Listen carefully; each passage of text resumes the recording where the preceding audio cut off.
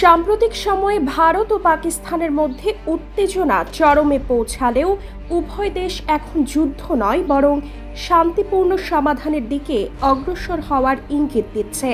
বিশ্ব সম্প্রদায়ের চাপ, অর্থনৈতিক বাস্তবতা এবং পারমাণবিক সংঘাতের ঝুঁকি সব মিলিয়ে দুই দেশই কূটনৈতিক সমাধানের পথ খুঁজছে। 22 এপ্রিল 2025-এ জম্মু ও কাশ্মীরের পাহেলগাঁওতে এক সন্ত্রাসী হামলায় 26 জন হিন্দু পর্যটক নিহত হন। ভারত এই হামলার জন্য পাকিস্তান ভিত্তিক জঙ্গি গোষ্ঠীগুলিকে দায়ী করে এবং পাকিস্তানের বিরুদ্ধে কড়া পদক্ষেপ নেয়, যার মধ্যে ইন্দাস জল চুক্তি স্থগিতকরণ, কূটনৈতিক সম্পর্ক হ্রাস এবং সীমান্ত বন্ধ করা অন্তর্ভুক্ত। এই উত্তেজনার প্রেক্ষিতে আন্তর্জাতিক সম্প্রদায় উভয় দেশকে সংযত থাকার আহ্বান জানিয়েছে। যুক্তরাজ্যের পররাষ্ট্রমন্ত্রী ডেভিড ল্যামি বলেন, বর্তমান পরিস্থিতি গুরুতর উদ্বেগের বিষয়।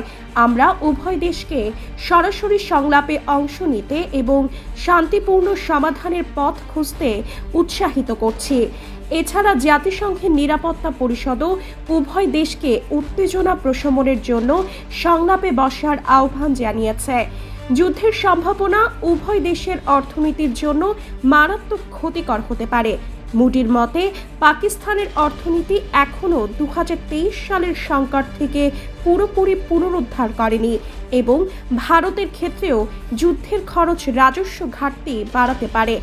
বর্তমান পরিস্থিতিতে যদিও সীমান্তে উত্তেজনা রয়েছে, তবে উভয় দেশের মধ্যে যুদ্ধের সম্ভাবনা কম।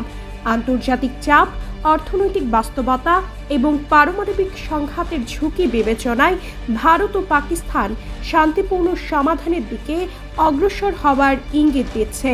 এই পরিস্থিতিতে কূটনৈতিক সংলাপ এবং পারস্পরিক বোঝাপড়ার মাধ্যমে স্থায়ী শান্তি প্রতিষ্ঠা সম্ভব।